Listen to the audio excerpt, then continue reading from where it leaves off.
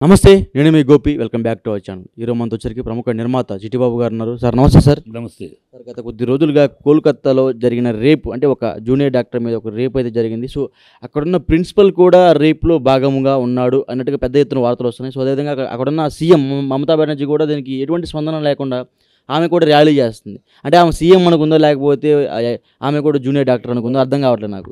So దాని మీద మీ విశ్లేషణ ఏంటి? మమతా బెనర్జీ ఒక దౌర్భాగ్యమైన రాజకీయాలు చేస్తుంది.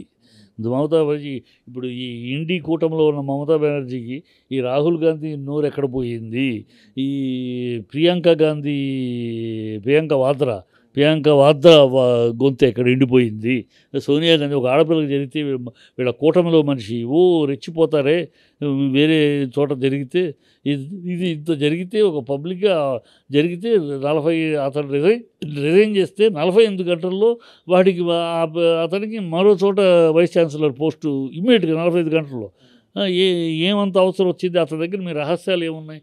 శవాలు అమ్మేస్తున్నాడని, అతను మనీ లాండరింగ్ చేస్తున్నాడని, డ్రగ్స్ వీటిలో ఇన్వాల్వ్మెంట్ అవుతుందని అన్ని రిపోర్ట్స్ వస్తున్నాయి. అవన్నీ వాటిలో మీ ఇన్వాల్వ్మెంట్ ఉంది. నువ్వే హోమ్ మినిస్టర్వి, నువ్వే హెల్త్ మినిస్టర్వి, నువ్వే సీఎంవి, అంటే అన్నీ నీ దగ్గరే ఉన్నాయి. సో నీ ఈ గుట్టంతా బయటపడుతుంది, నీ మేనల్లుడు చేసే దందాలు బయటపడుతాయి అనే దౌర్భాగ్యం పనులు చేస్తుందా రాజకీయం? ఒక ఆడపిల్ల అక్కడ ఒకళ్ళు చేయలేదు, నలుగురు 5 కలిపితేనే అలాంటి జరుగుద్ది. అమ్మాయి గీట్లు అన్నీ చూస్తే అది అమ్మాయి ఆత్మహత్య ప్రయత్నం చేసుకుంది అక్కడ అంటున్నారు. ఎంత దౌర్భాగ్యం అది! ఒక ఆత్మహత్య చేసుకుంటే ఘాట్లు ఎక్కడెక్కడో పర్సనల్ ప్లేసుల్లో కూడా ఘాట్లు ఉంటాయి. ఆత్మహత్య చేసుకునే వాళ్ళు అలా చేసుకుంటారా? బుద్ధి ఉండదు చెప్పేటప్పుడు. బుద్ధి ఉండాలిగా మనుషులకి. ఆ పోలీస్ డిపార్ట్మెంట్ ఏం చేస్తుంది? ఎవరి కోసం చేస్తుంది ఇది? దోషులు పట్టుకోకుండా అసలు శవాన్ని దహనం చేసి అంత అవసరం ఏమొచ్చింది? పోస్ట్ మార్టము ఫ్యామిలీకి కూడా చెప్పకుండా ఆల్ దిస్ పొలిటికల్గా దౌర్భాగ్య స్థితిలో ఉంది మమతా ప్రభుత్వం. దిగజారిపోయింది. ఒకప్పుడు కమ్యూనిస్టు ప్రభుత్వం ఉన్నప్పుడు ఇలాంటి అరాచకాలు అవినీతి జరిగాయి. జరిగినప్పుడు ఈవిడ పోరాడి నేను ఈ అరాచకాలను ఎదుర్కొంటాను అని పోరాడి వచ్చి గెలిచింది. ఇవాళ తను అదే చేస్తాను, ఇవాళ తను అదే పని చేస్తాను. బెంగాల్కి ప్రైడ్ ఉంది. వీఆర్ బెంగాలీస్ అనే ఒక ప్రైడ్ ఉంటుంది. ఆ ప్రైడ్ని రెచ్చగొడుతుంది. బెంగాలీస్ని అవమానించడానికి చేస్తున్నారు. బెంగాలీస్ని అవమానించడానికి ఏంటి? ఒక ఆడపిల్ల జీవితానికి రాజకీయాలు ముడిపెట్టి నీ వాళ్ళకి అప్పుడు ఎప్పుడైతే ఒక ముఖ్యమంత్రి ఇవాళ కాదు, ఇవాళ ఎందుకు జరిగింది? 1000 మంది వస్తారా ఎవిడెన్స్ ఇచ్చేయటానికి? 1000 మంది 144 సెక్షన్ ఉండగా 1000 మంది వచ్చి మొత్తం పగలగొట్టి ఏ చోట జరిగింది ఆ కన్స్ట్రక్షన్ ఆ గోడలు కూడా పగలగొట్టి, అంటే ఆడియో కూడా దొరికింది, సాక్ష్యాధారం లేకుండా మొత్తం అన్నీ డెమాలిష్ చేయాలని అంటూ వాళ్ళు మాట్లాడటం ఏమంత అవసరం వచ్చింది? ఒక దోషులను కాపాడాల్సిన అవసరం వచ్చింది. ఈవిడ యాటిట్యూడ్ అది.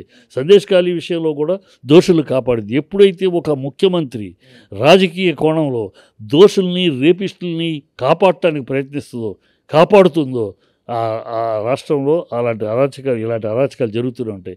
ఈవిడ దోషుల్ని కాపాడటం, హంతకుల్ని రేపిస్టుల్ని తన పార్టీ మనుషులు అని చెప్పి కాపాడటానికి ప్రయత్నించడం ఒక దౌర్భాగ్యం.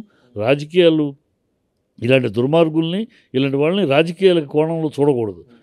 వాడిని అలా కాకుండా మమతా బెనర్జీ ఇంత దారుణంగా దిగజారిపోయిందా? ఇంత జగదారు రాజకీయాలు చేయాల్సిన కర్మ ఏం పట్టింది? ఎందుకు ఇలా చేస్తుంది? మెంటల్గా ఆవిడ డిప్రెస్ అయిపోయిందా? She is unfit to be sit in that chair. She ఇమీడియట్గా రిజైన్ చేసి గౌరవాన్ని కాపాడుకోవాలి. ఆవిడ unfit to be sit in that chair ఎనిమోంట్. ఇప్పుడు ఎవరైతే జూనియర్ డాక్టర్ మీద అఘాయిత్యానికి పాల్పడ్డాడో ఆయన మమతా బెనర్జీకి దగ్గర అతను, అందుకని ఇంత ల్యాక్ చేస్తున్నారు ఈ కేసు అని చెప్తున్నారు. అవును, అసలు కళ్ళకు కట్టినట్టు కనపడుతుంది కదమ్మా. ఆవిడ ధర్నా చేస్తుంది ఏంటమ్మా? ఎవరి మీద ధర్నా చేస్తావు? నువ్వే హోమ్ మినిస్టర్వి, నువ్వే హెల్త్ మినిస్టర్వి, నువ్వే చీఫ్ మినిస్టర్. ఎవరి మీద ధర్నా చేస్తావు? నీ మీద నువ్వు ధర్నా చేస్తావా? ఎవరిని అడుగుతున్నావు? న్యాయం చేయాల్సింది నువ్వు ఎవరిని న్యాయం కావాలని అడుగుతున్నావు? డ్రామా ఆడతావేంటి? రాజకీయ నాటకాలు ఆడతారేంటి? రాజకీయ డ్రామా ఏంటిది? చాలా దౌర్భాగ్యం. ఇంతకన్నా దౌర్భాగ్యం మనం ఎక్కడ చూడలేము. ఇవాళ మమతా బెనర్జీ చేస్తున్న రాజకీయ క్రీడ చాలా జిగుత్సాకరమైనది, అసహ్యకరమైనది. ఒక ఆడదానిగా ఉండి ఒక ఆడపిల్లకి ఇంత ఘోరమైన అన్యాయం జరిగితే అసలు నువ్వు ఆడదానికి చీఫ్ మినిస్టర్గా ఉండి ఆ డాక్టర్స్కి స్లీపింగ్ రూమ్ లేదు, నైట్ అండ్ డే డ్యూటీ చేస్తూ ఉంటే ఆ తెల్లవారుజామున 2 గంటలు 3 గంటలు పడుకుంటానికి రూమ్ లేదు. ఆ అమ్మాయి ఎక్కడ ఉంది, సమావేశాలు జరిగే హాల్, వాళ్ళకు ఒక రూమ్ కానీ రెస్ట్ రూమ్ కానీ లేదు. అలాంటి ఏర్పాటు చేయాల్సిన బాధ్యత హోమ్ మినిస్టర్గా నువ్వు ఉన్నావు. కనీసం ఆడపిల్లలు నైట్ డ్యూటీ చేస్తారు, ఆడపిల్లకి నైట్ డ్యూటీ వెయ్యొద్దు. వేస్తే వాళ్ళ ఫెసిలిటీస్ ఏంటి చూడాలి.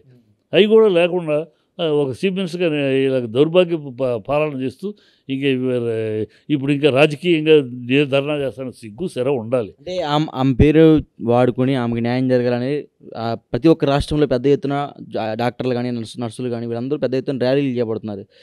బట్ కొంతమంది విశ్లేషకులు ఏమంటున్నారంటే ఈ ర్యాలీలు ఎన్ని పనికిరావు, అతన్ని రోడ్డు మీద ఉరి తీయాలి అంటున్నారు. సో దానికి మీరేమంటారు? అది రోడ్డు మీద ఆవేశంలో మాట్లాడతాం కదమ్మా. ఉరి తీయాలి, ఉరి తీయటానికి అర్హుడు. కానీ రోడ్డు మీద ఉరి తీయి ఇవన్నీ మనకు చట్టం, ప్రజాస్వామ్య దేశం, చట్టము ఇవన్నీ ఉన్నాయి కనుక చట్ట ప్రకారం చేయాలి. చట్ట ప్రకారం లేదా ఒక్కడిని పట్టేసుకుని మిగతా ఒక్కడు మాత్రం చెయ్యలేడు అని అందరూ చెప్తున్నారు. ఒక్కడి వల్ల కాదు. ఆ అమ్మాయిని చేసి అమ్మాయి మీద గాయాలు కానీ, ఒంటి మీద గాయాలు, కళ్ళ మీద గాయం కానీ, అమ్మాయి ఒంట్లో కూడా ఒక 150 గ్రాముల మీద స్పామ్ ఉందని చెప్తున్నారు. అదే ఉంది. సీక్రెట్ పార్ట్స్ మీద కూడా గాయాలు ఉన్నాయి. ఎన్ని ఇంత కనబడితే ఒకటి వల్ల కాదు ఇది. ఇద్దరు ఇంకెవరు ఆ దోషులు ఎవరు పట్టుకోరే? ఆ దోషులు ఎవరు మీకు ముఖ్యులా? ఆ దోషులు మీకు కావాలి. వాడు మిలిటరీ దీంట్లో పోలీస్ దీంట్లో ఉంటున్నాడు. వాడు ఆ పోలీస్ వెహికల్ వాడాడు. ఎట్లా వాడాడు? ఎవడు వాడు? అంత దీనికి వెళ్ళిపోయి పోలీస్ వెహికల్ కూడా వాడుకునే, మోటార్ బైక్ వాడుకునే స్థాయి అంత ఫ్రీ వాడికి ఎలా ఉంది? వాడు ఇవన్నీ లాగాలి కదా బయటికి. ఇవాళ సిబిఐ వచ్చినాక ప్రశ్నిస్తుంది. లేకపోతే అతను రిజైన్ చేశాడు, రిజైన్ చేయగానే 2 రోజుల్లో ఇంకో పోస్టింగ్ ఇస్తే ఏమనుకోవాలి? ఒక దోషిగా ఉన్నవాడు, అతని ఆధ్వర్యంలో జరిగింది ఇది, జరిగిన వాడిని అరెస్ట్ చేసి ఎంక్వైరీ చేయాల్సింది పోయి వాడికి మళ్ళీ ఇంకో పోస్టింగ్ ఇస్తే అంటే అక్కడే అర్థమైపోతుంది. So there is something between these people. ఈ గ్యాంగ్కిను, ఆ ప్రిన్సిపాల్కిను, ఈ మమతా బెనర్జీకి there is some interlink.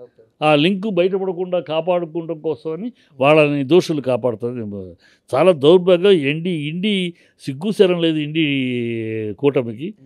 India కాదు, ఇండియాది ఎన్డి కాదు, INDI అనేది ఇండియా అవుతుంది. వాడు నేషనల్ డెమోక్రాటిక్ అలయన్స్ అది. ఇండి కూటమి సిగ్గుశరం ఉండాలి. వాడు బయటకు వచ్చి ఖండించాలి. ఒక్కళ్ళు నోరు రాదే. ఒక ఎస్పీ వాడు, ఒక కేజ్రీవాల్, ఒక ఆద్మీ కానీ, ఒక ఈ కూటమిలో ఉన్నవాడు ఒక్కళ్ళు లాలూ ప్రసాద్ ఎవరు నోరు తెరిచి దీన్ని ఖండించరే? ఏమి అంత ఒక ఆడపిల్లకి ఇంత అన్యాయం జరిగితే దేశం మొత్తం స్పందిస్తుంటే వీళ్ళకి నోరు రాదు. మమతా బెనర్జీ గవర్నమెంట్ని ఎందుకంటే మీ కూటమిలో భాగమనా? ఇంతకన్నా సిగ్గుబాలిన కార్యక్రమం ఉంటుందా? మీ కూటమిలో భాగస్వామి కనుక ఇంత ఘోరమైన తప్పిదాన్ని కూడా మీరు మౌనం వహిస్తారా? దాన్ని సమర్థిస్తారా? ఇంకా కొంతమంది సమర్థిస్తున్నారు డిబేట్లో. బీజేపీలో జరగలేదా? అప్పుడు జరగలేదు. బీజేపీని ఎందుకే? బీజేపీ జరగలేదు. ఇప్పుడు ఇంత దారుణం బీజేపీ జరిగిన కేసులు ఉన్నాయి కదా. వాళ్ళు చేయలేదా? అంటే వాళ్ళు చేశారు తప్పనేగా అంటుంది. అదే తప్పు నువ్వు చేసి ఒప్పవుద్దా? ఏం మాటలు ఇవి? ఇప్పుడు జరగాల్సిన న్యాయం చూడండి అంటే ఆనాడు జరగలేదా, ఈనాడు జరగలేదా, రామాయణంలో జరగలేదా, భారతంలో జరగలేదా? What nonsense. అది చాలా దౌర్భాగ్యమైన రాజకీయం జరుగుతుంది. మమతా బెనర్జీ అనర్హురాలు. ఆ సీట్లో కూర్చోడానికి ఒక్క నిమిషం కూడా కూర్చోడానికి అనర్హురాలు. ఎందుకంటే 3 తన చేతిలోనే ఉన్నాయి. ఈ ముగ్గురు ఈ 3 డిపార్ట్మెంట్లే బాధ్యులు దీనికి. ఒక పోలీస్ డిపార్ట్మెంటు, ఒక హెల్త్ డిపార్ట్మెంటు, ఈ సీఎం. 3 వాళ్ళు కంప్లైంట్ ఇక్కడికి ఇవ్వాలి. ఎవరికి ఇస్తారు ఇప్పుడు? వాళ్ళు ఇక్కడికి ఆవిడ ఇచ్చుకోవాలి. కనుక she has to take responsibility.